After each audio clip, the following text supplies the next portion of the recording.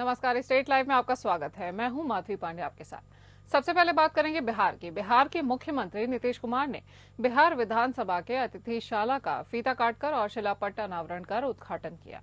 अतिथिशाला में 24 कमरे, 3 sweet, meeting hall, waiting hall सहित अन्य सुविधाएं उपलब्ध कराई गई हैं। उद्घाटन के बाद अतिथिशाला के विभिन्न हिस्सों का मुख्यमंत्री ने जायजा लिया।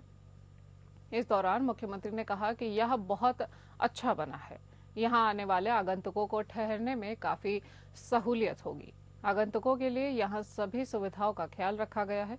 इस अवसर पर बिहार विधानसभा के अध्यक्ष नंद किशोर यादव, उप मुख्यमंत्री सम्राट चौधरी, उप मुख्यमंत्री विजय कुमार सिन्हा, जल संसाधन सह संसदीय कार्य मंत्री विजय कुमार चौधरी, भवन निर्माण मंत्री जयंत राज के साथ अन्य जनप्रतिनिधिगण उपस्थित थे।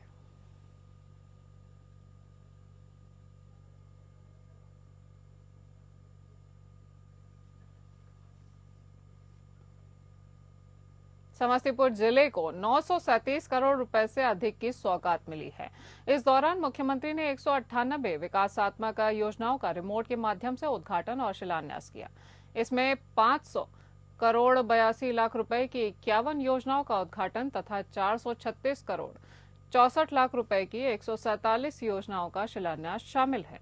प्रगति यात्रा के क्रम में मुख्यमंत्री ने समस्तीपुर जिला के उजियारपुर प्रखंड के रायपुर ग्राम में 100 शैया वाले डॉक्टर भीमराव अंबेडकर राजकीय कल्याण छात्रावास का शिलापट्ट अनावरण कर उद्घाटन भी किया। मुख्यमंत्री ने नवनिर्मित छात्रावास भवन का निरीक्षण किया। इस दौरान भोजनालय, रसोई घर आदि का जायजा लिया। निरीक्षण के दौरान मुख्यमंत्री ने कहा कि छात्रावास बहुत अच्छा बना है। यहाँ सारी व्यवस्था बेहतर ढंग से संचालित करते रहें ताकि छात्रों को किसी प्रकार की दिक्कत का सामना न करना पड़े। इसके पश्चात मुख्यमंत्री ने आपातकालीन प्रतिक्रिया सुविधा सह प्रशिक्षण केंद्र के भवन का फीता काटकर एवं शिलापट्ट अनावरण कर उद्घाटन किया। उद्घाटन के पश्चात मुख्यमंत्री ने नवनिर्मित आपातकालीन प्रतिक्रिया सुविधा सह प्रशिक्षण केंद्र के भवन का निरीक्षण किया और अधिकारियों से वहां की व्यवस्थाओं एवं कार्यप्रणाली की विस्तृत जानकारी भी ली।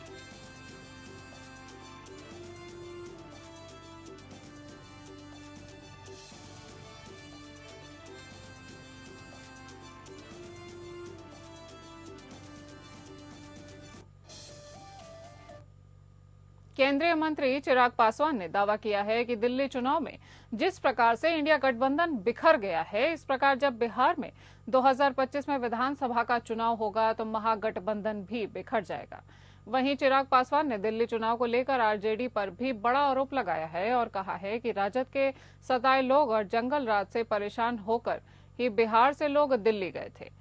इसी कारण दिल्ली में चुनाव लड़ने से राजद ने अपना हाथ खड़ा कर लिया है। या गलती से खड़ा हो जाता तो उसका बेड़ा गर्क हो जाता। वहीं उन्होंने यह भी कहा कि यदि गलती से भी दिल्ली चुनाव में कांग्रेस या आम आदमी पार्टी के मंच पर आरजेडी का कोई भी नेता चला गया तो वहां उस कैंडिडेट की हार निश्चित है।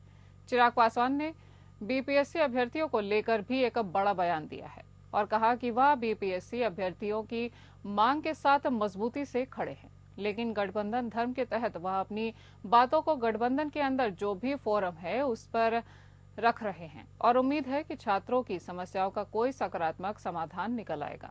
लेकिन अगर ऐसा नहीं होता है तो उनकी पार्टी अपनी बातों को और ज्यादा मजबूती से रखेगी। कि बिहार में ठीक इसके बाद विधानसभा के चुनाव होने, दिल्ली चुनाव के बाद अगला चुनाव बिहार का ही है। क्या ये गठबंधन विपक्षी दलों का बिहार में भी बना रहेगा या यहाँ पर भी इंडिया अलायंस की तरह टूट जाएगा? कांग्रेस की महत्वाकांक्षाएं बड़ी हैं। तिहाई का आंकड़ा जो पार्टी पार नहीं कर पाई, वो तिहाई के आंकड़े के साथ बिहार विधानसभा का चुनाव लड़ना चाहती है। 70 सीटों पे पिछली बार ये पार्टी लड़ी थी। ऐसे में मुझे नहीं लगता कि बिहार में भी ये गठबंधन बरकरार रहेगा। जिस तरीके से इंडिया अलायंस टूटा है। पटना में ट्रैफिक पुलिस का नया लोगो लॉन्च हुआ है। ट्रैफिक एडीजी सुधांशु कुमार और ट्रैफिक एसपी अपराजित लोहान ने लोगो का लॉन्च किया है। अब यातायात के बैरिकेडिंग होर्डिंग्स पर सफेद और ब्लू रंग देखने को मिलेगा। 26 जनवरी से शहर में ट्रैफिक व्यवस्था बदली रहेगी। 54 नाकों पर महिला पुलिसकर्मियों की तैनाती की जाएगी। ये चेक पोस्ट पूरी तरह से महिला कर्मियों के जिम्मे में रहेंगे। इनमें से 32 चेक पोस्ट ऐसे हैं जहां मूलभूत सुविधाएं होंगी, बाकी में ऐसी कोई सुविधा नहीं है। चेक पोस्ट पर करीब 60 महिला पुलिस पदाधिकारी और 250 से अधिक कर्मी तैनात किए गए हैं। ट्रैफिक पुलिस के लिए इस्तेमाल होने वाले डॉल्फिन गाड़ियां भी महिला पुलिसकर्मी ही चलाएंगी। पहली बार यातायात विभाग की ओर से 26 जनवरी को राज्य स्तरीय कार्यक्रम में एक झांकी निकाली जाएगी, जिसमें महिला सशक्तिकरण की झलक देखने को मिलेगी। ट्रैफिक एडीजी सुधांशु कुमार ने बताया कि institute of road traffic education Faridabad से पटना सहित 4 जिलों में नेशनल हाईवे के करीब 750 किलोमीटर स्ट्रेच का सर्वे कराया गया है। इसमें ये बात सामने आई है कि इन शहरों में सड़क इंजीनियरिंग और ट्रैफिक इंजीनियरिंग की कमी को दुरुस्त करना होगा। पटना के शहरी क्षेत्र का भी सर्वे शुरू कर दिया गया है, ताकि समस्या को चिन्हित कर उसका समाधान निकाला जाए। इसके लिए प्रथम चरण में नेहरू पथ को चुना गया है। वहीं ट्रैफिक एसपी अपराजित लोहान ने बताया कि पहले से जिन रंगों का इस्तेमाल किया जाता था वो इमरजेंसी का माना जाता है। ट्रैफिक का कलर व्हाइट एंड ब्लू होता है। यह रंग दूर से ही दिख जाता है। पटना ट्रैफिक पुलिस का लोगों के साथ साथ हम लोग जो उसका आउटलुक है, जो नया अवतार है, उसके अंदर भी कुछ बदलाव लाने के लिए प्रयासरत हैं, जिसके अंदर दूसरी चीज़ें जैसे जो कलर यूज़ होता था हमारी ट्रैफिक चेक पोस्ट और बैरिकेडिंग का, उसको भी चेंज करके अब सफ़ेद और नीला कर दिया गया है। काफ़ी बदलाव शुरू भी हो गए हैं, आप लोगों ने नोटिस भी किया होगा। उसके दो मुख्य कारण हैं, क्योंकि जो येलो और रेड और ब्लू कलर होता है वो जनरली इमरजेंसी का कलर होता है, और as per IRC guidelines traffic का कलर, ट्रैफिक रेगुलेशन का कलर जो होता है वो वाइट एंड ब्लू होता है। तभी हमारे जो पुलिस कर्मी हैं वो भी आपको वाइट एंड ब्लू यूनिफॉर्म में दिखते हैं। साथ ही साथ इसकी विजिबिलिटी और कॉन्ट्रास्ट जो सड़क के ऊपर होता है वो भी ज़्यादा होता है, जिस वजह से जो हमारे पुलिसकर्मी हैं वो जब ट्रैफिक को डायरेक्शन देते हैं तो उनकी विजिबिलिटी ज़्यादा रहती है। वो भी किसी एक्सीडेंट की चपेट में नहीं आ जाए, उससे भी उनकी सेफ्टी बनी रहती है। कैमूर जिले में चल रही सरकारी योजनाओं को पूर्ण रूप से धरातल पर उतारे जाने और क्रियान्वित योजनाओं की समीक्षा के लिए अब कैमूर के जिला परिषद के पार्षद समाधान यात्रा पर निकलेंगे। यात्रा के दौरान पार्षदों का प्रतिनिधिमंडल पंचम वित्त आयोग और केंद्र एवं राज्य प्रायोजिक योजनाओं की वास्तविक स्थिति से अवगत होंगे। साथ कैमूर जिले में ग्रामीण क्षेत्रों में व्याप्त समस्याओं को जानेंगे। साथ ही इन समस्याओं को जिला परिषद की बैठक में पारित कर जमीन पर लागू किया जाएगा, ताकि कैमूर जिले का ग्रामीण क्षेत्र समस्या मुक्त हो सके। इसकी जानकारी देते हुए जिला परिषद बोर्ड के सदस्य विकास पटेल ने बताया कि जिले में जिला परिषद सदस्यों की संख्या 19 है। जिला परिषद की जब सामान्य या कार्यकारिणी बैठक का आयोजन किया जाता है तो उसमें जिला स्तर के अधिकारी समस्याओं को छुपाते हैं। उनके द्वारा बताया जाता है कि किसी प्रक्रिया की कोई दिक्कत नहीं है, जबकि जनता दरबार या अन्य माध्यमों से शिक्षा, विद्युत, सिंचाई, पथ निर्माण विभाग, मनरेगा आदि से दर्जनों शिकायतें आती हैं। उन्होंने बताया कि 17 जनवरी से इस यात्रा की शुरुआत होगी, जिसमें 5 सदस्यों का एक प्रतिनिधिमंडल शामिल रहेगा। साथ ही जिस क्षेत्र में समाधान यात्रा, वहां के जिला परिषद सदस्य मौजूद रहेंगे। उन्होंने बताया कि इस समाधान यात्रा का एक विधिवत रूपरेखा तैयार कर लिया गया है। यात्रा के दौरान स्थानीय बुद्धिजीवी वार्ड सदस्य, पंचायत समिति सदस्य एवं मुखिया का भी सहयोग लिया जाएगा। कारगर है, कितना काम कर रही है धरातल पे जाके, और वहां हम लोग देखना चाहते हैं। और लक्ष्य एक ही है कि इसको दुरुस्त कराना है। जो भी सरकार का स्कीम हो या जो भी जनता के लिए सरकार ने जो लाभ दिया है वो 100% जनता के पास पहुंचे। उसके बाद हम लोग का जब आगामी बैठक होगा उसमें समीक्षा लेके दिशा निर्देश दिया जाएगा, और जहां जहां मामला में कुछ त्रुटियां, जहां जहां अगर मामला होगा उस तरह की त्रुटि होगी, संबंधित विभाग के पदाधिकारियों को ये उनको बताया जाएगा, अवगत कराया जाएगा। क्योंकि यहाँ कैमूर जिला में जो भी आते हैं वो वरीय पदाधिकारी आते हैं। जैसे मान लीजिए बिजली विभाग के हुए तो स्कूटी आते हैं, तो यहाँ पीएचडी के है तो यहाँ स्कूटी आते हैं। यहाँ मतलब जो भी है ये वरीय पदाधिकारी आते हैं। कैमूर में अपराधी बेलगाम हो गए हैं। अब अपराधी अपराध का नया तरीका अपना रहे हैं। शादी के नाम पर लड़की दिखाने को ले जाकर अपहरण और मोटी रकम वसूलने का ताजा मामला सामने आया है। हालांकि मामले की भनक लगते ही पुलिस की सक्रियता से कोई बड़ी अनहोनी की वारदात नहीं हुई। बताया जा रहा है कि जिले की रहने वाली माया देवी नाम की एक महिला द्वारा उत्तर प्रदेश के हाथरस निवासी पप्पू कुशवाहा, भारतेंदु शर्मा और नरेंद्र गुप्ता को भभुआ शहर के होटल कुबेर में शादी के लिए आमंत्रित किया गया था।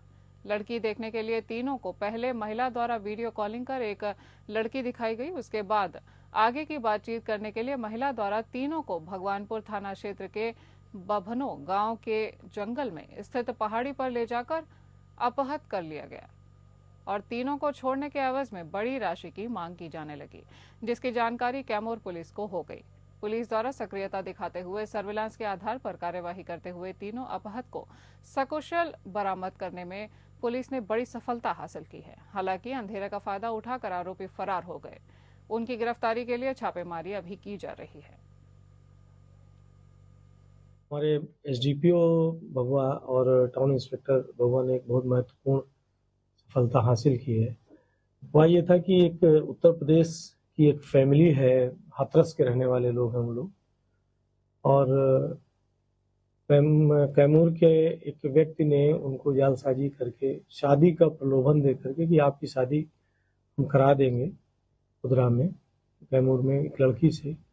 उस लड़की की भी उन्होंने वीडियो कॉल के माध्यम से बात करा दी थी और वो लोग उनको 11 तारीख को कैमूर ले आए थे। बात करेंगे झारखंड की। 13 जनवरी से 26 फरवरी तक पवित्र नगरी प्रयागराज में आयोजित महाकुंभ 2025 में आस्था की डुबकी लगाने से अब राजधानी रांची के श्रद्धालु नहीं चूकेंगे। बता दें कि महाकुंभ को लेकर रांची से प्रयागराज को जोड़ने वाली ट्रेन हाउसफुल हो चुकी है। कई ट्रेन वर्तमान में वेटिंग लिस्ट सैकड़ों पहुंच चुकी है। श्रद्धालुओं की परेशानी को देखते हुए प्रयागराज में आयोजित महाकुंभ मेले में उनकी आस्था की डुबकी लगाने को लेकर रेलवे प्रशासन ने बड़ी सौगात दी है। अब रांची रेल मंडल से रांची से प्रयागराज जाने वाली 10 ट्रेनों का परिचालन होने जा रहा है। 19 जनवरी से इन ट्रेनों का परिचालन होगा। राजधानी रांची समेत झारखंड के विभिन्न जिलों के लोग रांची रेलवे स्टेशन से अब इन महाकुंभ स्पेशल ट्रेनों के माध्यम से अब कुंभ मेले में जाकर अपनी आस्था की डुबकी लगा सकेंगे। बता दें कि देश के केंद्रीय रक्षा राज्य मंत्री और रांची के सांसद संजय सेठ ने पिछले दिनों केंद्रीय रेल मंत्री अश्विनी वैष्णव से मुलाकात की थी और उन्होंने आगाह किया था कि महाकुंभ स्पेशल ट्रेन का परिचालन रांची रूट से किया जाए ताकि एक बड़ी आबादी इससे लाभान्वित हो सके। सभी महाकुंभ स्पेशल ट्रेनों में सामान्य बोगियों के साथ साथ स्लीपर और एसी क्लास की बोगियां भी उपलब्ध रहेंगी। रांची रेल मंडल से स्पेशल ट्रेन चल रही है, जो रांची स्टेशन से चल रही है। पहली स्पेशल ट्रेन है वो रांची टुंडला है, जो कि भाया प्रयागराज होकर जाएगी। ये 19 तारीख को चलने वाली है ट्रेन, वापसी में 20 तारीख को आएगी। साथ ही साथ जो रांची रेल मंडल होके गुजर रही है, जो दूसरे स्टेशन से चल रही है, उसके बारे में बता दूं। एक टिटलागढ़ टुंडला एक्सप्रेस है, जो कि भाया रांची होते हुए प्रयागराज जाएगी। इसकी टोटल 6 ट्रिप चलने वाली है। साथ ही साथ भुवनेश्वर से टुंडला स्पेशल ट्रेन चलेगी, जो कि भाया मूड़ी होके जाएगी, जो रांची रेल मंडल में आता है। इसकी भी टोटल 6 ट्रिप चलने वाली है। इसके अलावा भी तिरुपति से बनारस के लिए स्पेशल ट्रेन है, जो भाया रांची होते हुए प्रयागराज जाएगी। टोटल 4 ट्रिप चलेगी। एक और स्पेशल ट्रेन है जो कि नरसापुर से बनारस होकर चल रही है। रांची पुलिस के द्वारा तमाड़ बुंडू, सोनाहातू, अनगड़ा, नामकुम और दशामफल थाना क्षेत्र में अवैध रूप से किए जा रहे अफीम की खेती को ट्रैक्टर और ग्रास कटर मशीन चलाकर नष्ट कर दिया गया है। वरीय पुलिस अधीक्षक के निर्देश के अनुसार पुलिस अधीक्षक ग्रामीण रांची के निर्देशन में अनुमंडल पुलिस पदाधिकारी बुंडू के नेतृत्व में बुंडू थाना अंतर्गत 5 एकड़, तमाड़ थाना अंतर्गत 5 एकड़, दशामफल थाना अंतर्गत 2 एकड़, सोनाहातू थाना अंतर्गत 1.5 एकड़, अनगड़ा थाना अंतर्गत 6 एकड़, नामकुम थाना अंतर्गत 2.5 एकड़ और सुदूरवर्ती जंगली क्षेत्र में जंगल झाड़ में लगभग 22 एकड़ में लगे अफीम को ट्रैक्टर, ग्रास कटर मशीन और पुलिस बल के द्वारा नष्ट कर दिया गया है।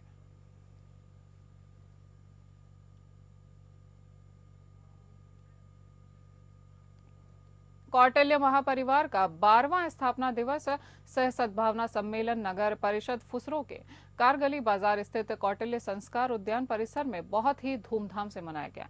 दीप प्रज्वलित कर कार्यक्रम की शुरुआत की गई। भगवान परशुराम और चाणक्य की तस्वीर पर माल्यार्पण एवं पुष्पांजलि कर श्रद्धा सुमन अर्पित किए गए। स्थापना दिवस में मुख्य अतिथि के रूप में B&K AFM ज्ञानेंद्र चौबे और विशिष्ट अतिथि के रूप में SO PNP SK Jha. AFM Shri Choubey ने कहा कि सामाजिक कुरीतियों को मिटाते हुए समाज के बारे में सोचना होगा। समाज के सर्वांगीण विकास के लिए शिक्षा बेहद जरूरी है। बच्चे पढ़ेंगे तो भविष्य में समाज का और विकास होगा। गोरखपुर प्रवास के दौरान मुख्यमंत्री योगी आदित्यनाथ ने बेहद सर्द मौसम में भी बुधवार सुबह गोरखनाथ मंदिर में जनता दर्शन का आयोजन किया। उन्होंने जनता दर्शन में पहुंचे लोगों से मुलाकात कर उनकी समस्याएं सुनी और त्वरित और संतुष्टिपरक समाधान का भरोसा भी दिया। इस दौरान मुख्यमंत्री ने अधिकारियों को निर्देशित किया कि हर व्यक्ति की समस्या का समाधान सुनिश्चित किया जाए, किसी के साथ भी नाइंसाफी नहीं होनी चाहिए।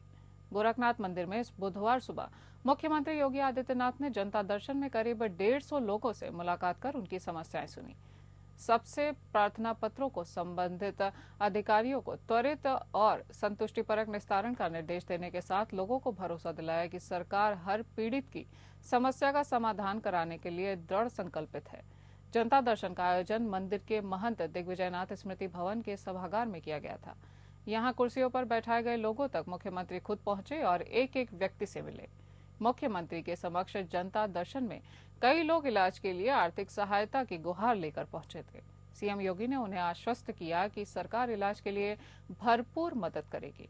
उनके प्रार्थना पत्रों को अधिकारियों को सौंपते हुए मुख्यमंत्री ने निर्देश दिया कि इलाज से जुड़ी एस्टीमेट की प्रक्रिया को जल्द से जल्द पूरा कर लिया जाए और शासन में उपलब्ध कराया जाए।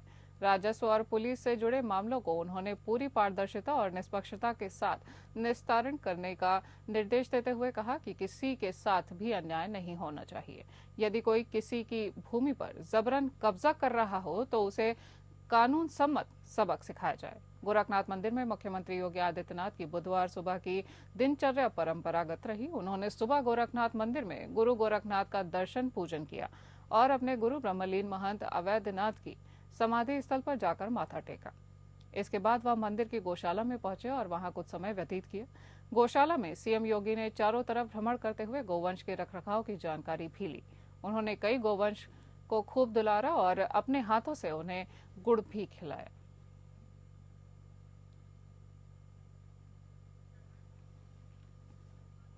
इसी वक्त एक बड़ी खबर आ रही है हमारे पास। छत्तीसगढ़ शराब घोटाला मामले में पूर्व आबकारी मंत्री कवासी लखमा को गिरफ्तार किया गया है। इस वक्त की बड़ी खबर, छत्तीसगढ़ से बुधवार को तीसरी बार वे ईडी दफ्तर पूछताछ के लिए पहुंचे थे। इसी दौरान उनकी गिरफ्तारी हुई। छत्तीसगढ़ से बड़ी खबर बता रहे हैं आपको, शाम तक उन्हें कोर्ट में पेश किया जा सकता है। इससे पहले 2 बार उनसे 8-8 घंटे ईडी के अधिकारियों ने पूछताछ की थी। दफ्तर में अंदर घुसने से पहले लखमा ने कहा कि आज पूछताछ के लिए बुलाया गया था, इसलिए आया हूं। देश कानून के हिसाब से चलता है, अगर कानून के हिसाब से बुलाएंगे तो मैं 25 बार आऊंगा। लखमा ने कहा कि ईडी के अधिकारी जो सवाल करेंगे उसका जवाब दूंगा, उनका सम्मान करूंगा। ईडी के अधिकारियों ने आज कवासी को पूछताछ के लिए सीए के साथ बुलाया था, लेकिन वे अकेले ही ईडी दफ्तर पहुंचे थे। लखमा ने बताया कि उनके सीए बाहर हैं, इस वजह से वह नहीं आए। छत्तीसगढ़ से आपको बड़ी खबर बता रहे हैं, लखमा पहुंचे ईडी दफ्तर। पूर्व आबकारी मंत्री कवासी लखमा को गिरफ्तार किया गया है। शराब घोटाला मामले में कवासी लखमा गिरफ्तार हुए हैं। ईडी ने कवासी लखमा को गिरफ्तार किया है और ईडी की पूछताछ के लिए अब गिरफ्तारी की गई है। लखमा को सीए के साथ बुलाया गया था, लेकिन लखमा अपने सीए के साथ में नहीं पहुंचे हैं। छत्तीसगढ़ शराब घोटाले मामले में पूर्व आबकारी मंत्री कवासी लखमा को गिरफ्तार किया गया। इस वक्त की बड़ी खबर छत्तीसगढ़ से, आपको बता दें कि बुधवार को तीसरी बार वे ईडी दफ्तर पूछताछ के लिए पहुंचे थे और इसी दौरान इनकी गिरफ्तारी हुई है। शाम तक उन्हें कोर्ट में पेश भी किया जा सकता है। इससे पहले 2 बार उनसे 8-8 घंटे ईडी की अधिकारियों ने पूछताछ की थी। दफ्तर में अंदर घुसने से पहले लखमा ने आज कहा कि आज पूछताछ के लिए बुलाया गया था, इसलिए आया हूं। देश कानून के हिसाब से चलता है, अगर कानून के हिसाब से बुलाएंगे तो मैं 25 बार आऊंगा। लखमा ने कहा कि ईडी के अधिकारी जो सवाल करेंगे उसका मैं जवाब दूंगा, उनका सम्मान करूंगा। ईडी के अधिकारियों ने आज कवासी को पूछताछ के लिए सीए के साथ बुलाया था, लेकिन वे अकेले ही ईडी दफ्तर पहुंचे थे। लखमा ने बताया कि उनके सीए बाहर हैं, इस वजह से वो नहीं आ सके हैं। बात करेंगे छत्तीसगढ़ की। बलरामपुर जिले में विकास कार्यों की असलियत एक बार फिर उजागर हो गई है। ग्राम पंचायत इदरीकला के काई खांड बस्ती में एक गर्भवती महिला को एम्बुलेंस तक ले जाने के लिए झेलंगी का सहारा लेना पड़ा। यह वीडियो सोशल मीडिया पर वायरल हो रहा है, जिसमें साफ तौर पर देखा जा रहा है कि गर्भवती महिला को झेलगी में बैठाकर उसके परिजन 108 एम्बुलेंस तक ला रहे हैं, जिससे साफ जाहिर होता है कि इस इलाके में बुनियादी सुविधाओं का अभाव है।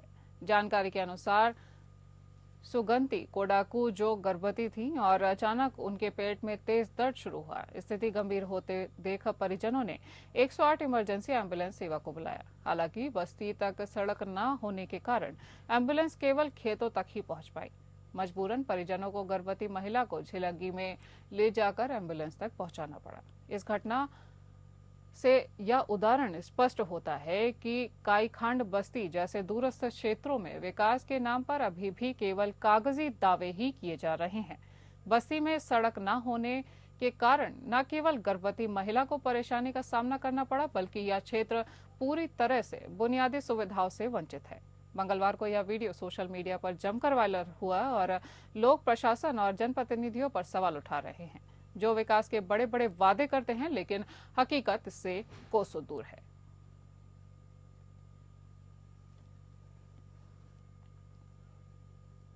जांजगीर चांपा में खोखरा शराब भट्टी में गोली चलाने से एक शराब भट्टी का गार्ड गंभीर रूप से घायल हो गया। मौके पर 3 फायरिंग कर आरोपी फरार हो गए।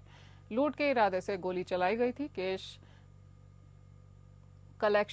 आपको बता दें कि कैश कलेक्शन के लिए आई गाड़ी से 25 लाख रुपए कैश को लेकर 2 बाइक सवार फरार हो गए। घायल गार्ड के पैर में गोली लगी है, जिससे जिला अस्पताल में भर्ती कराया गया है।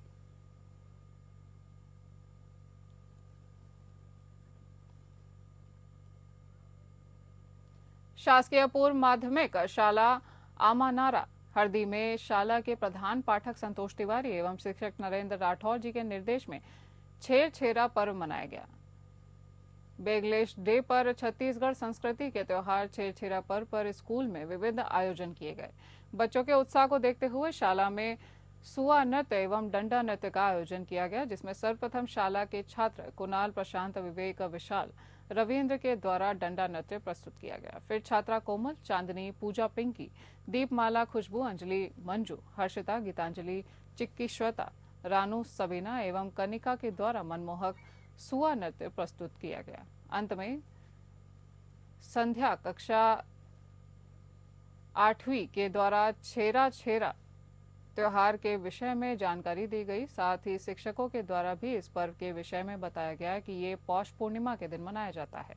किसान जब अपने फसलों को घर पर ले आते हैं तब ये अन्न का दान देने का पर्व मनाया जाता है। अंत में बच्चों को खीर पूड़ी भी खिलाई गई।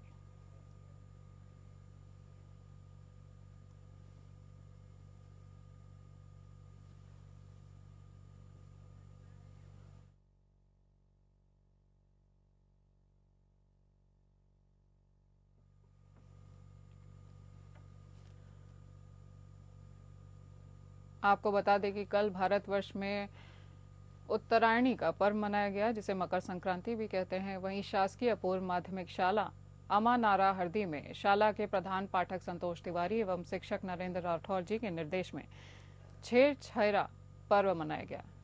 बेगलेश डे पर छत्तीसगढ़ संस्कृति के त्योहार छेरछेरा पर स्कूल में विविध प्रकार के आयोजन किए गए। बच्चों के उत्साह को देखते हुए शाला में सुआ नृत्य एवं डंडा नृत्य का आयोजन किया गया, जिसमें सर्वप्रथम शाला के छात्र ने डंडा नृत्य प्रस्तुत किया और फिर छात्राओं ने शाला नृत्य प्रस्तुत किया। अंत में कुमारी संध्या कक्षा 8वीं के द्वारा छेरछेरा त्योहार के विषय में जानकारी दी गई। साथ ही शिक्षकों के द्वारा भी इस पर्व के विषय में बताया गया कि ये पौष पूर्णिमा के दिन ही मनाया जाता है। किसान जब अपने फसलों को घर ले जाते हैं तब ये अन्न का दान देने का पर्व मनाया जाता है।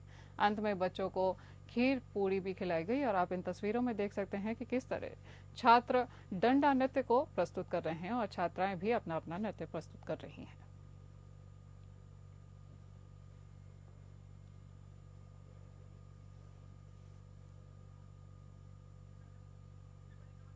इस बुलेटिन में इतना ही। नमस्कार।